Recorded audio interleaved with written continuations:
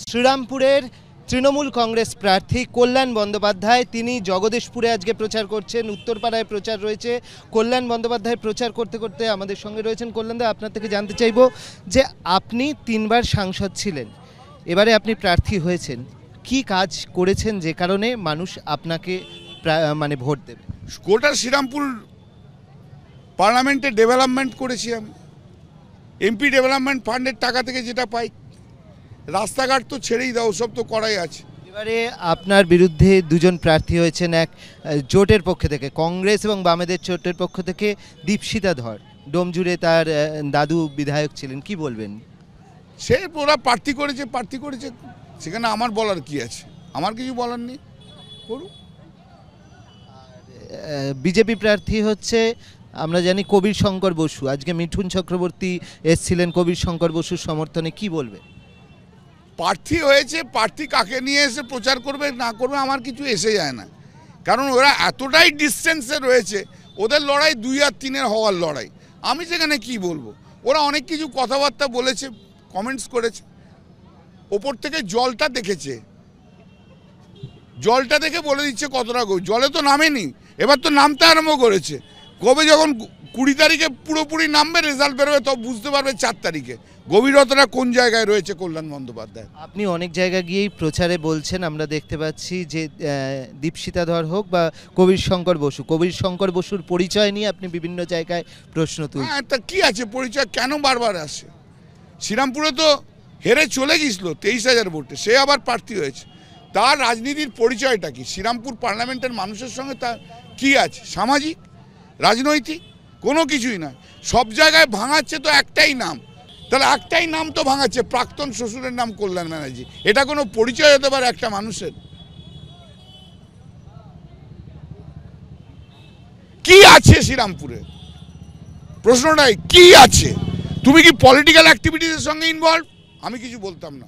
সামাজিক অ্যাক্টিভিটিসের সঙ্গে ইনভলভ না।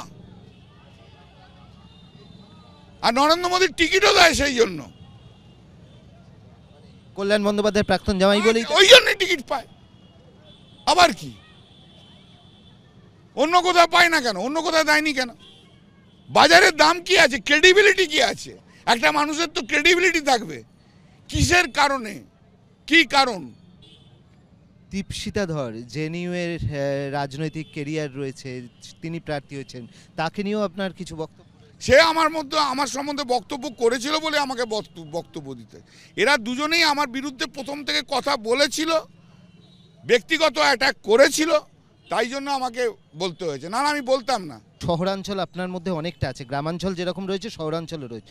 সন্দেশখালির কোনো প্রভাব পড়বে? কিচ্ছু নেই, সন্দেশখালি বরঞ্চ উল্টো প্রভাব এসে গেছে আমাদের ফেভারে এসে। কারণ সন্দেশখালি যে একটা প্ল্যান্টেড স্টোরি এবং বিজেপির কত নোংরা খেলা, সন্দেশখালির মেয়েদের 2000 টাকাতে তাদের সম্মান ইজ্জত যে বিক্রি করা হলো, তার আজকে তো মানুষ তো সেটা বুঝতে পারছে।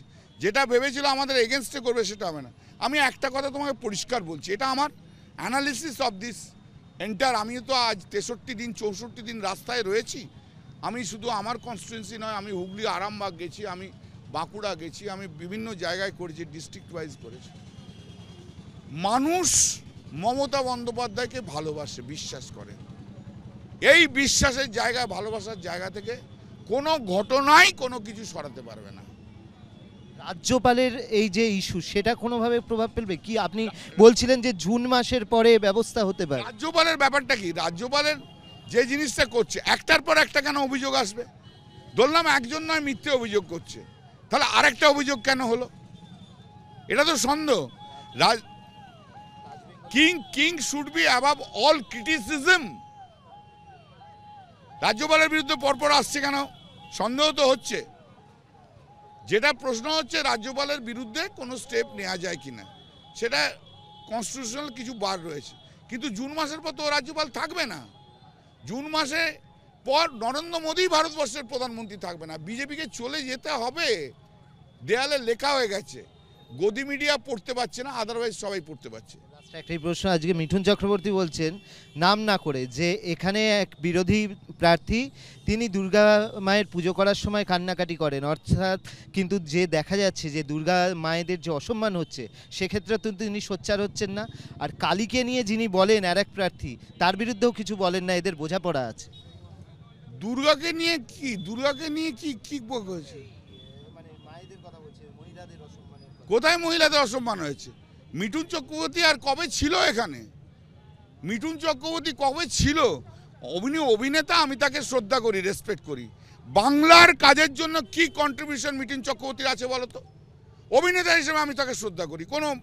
এটা কোনো আমার খুব ফেভারিট। আমার ইয়াং লাইফ থেকে মৃগয়ার অভিনয় করে আমি ওনার ফ্যান হয়েছি। আমি খুব রেসপেক্ট করি, শিল্পী হিসেবে অভিনয় করি, কিন্তু রাজনীতিবিদ হিসেবে ও বাংলায় কি করেছে? কেন বারবার এখান থেকে এই দল ওই দল? ও তো রাজ্যসভার এমপি ছিল, কি করেছিল পশ্চিমবাংলায়? কি করেছিল? উনিও তো বিজেপির হয়ে আজ কয়েক বছর ধরে পরপর উনি ইলেকশন করে যাচ্ছেন। শুধু ইলেকশনে আসবো, ছোবল দেও, এসব ডায়লগ মারবো। বাংলার মানুষের পাশে কবে ও এসে দাঁড়িয়েছে সেটা বলুন না। কোন রাজনৈতিক কোন আন্দোলনের সঙ্গে রয়েছে? কোন মানুষের উপকারটা করেছে? কোন মানুষের উপকারটা উনি করেছেন? কই সন্দেশখালীতে মিঠুন চক্রবর্তীকে জিজ্ঞেস করুন তো। মণিপুরে যে 300 থেকে 400 জন মহিলা ধর্ষিতা হয়েছে, মিঠুন চক্রবর্তী একবারও মণিপুরে গেছে? এবারে জিতবেন কল্যাণদা? মার্জিন কিরকম হবে? জিতবো তো বটে, আশা কি তো করছি 1.5 লাখ ভোটের ওপর তো জিতবো। কিন্তু আমার ওপর একটা চাপ এসছে এবার। চাপটা হচ্ছে মানুষের ডিমান্ড, দাদা এটা 2 লক্ষের ওপর করতে হবে।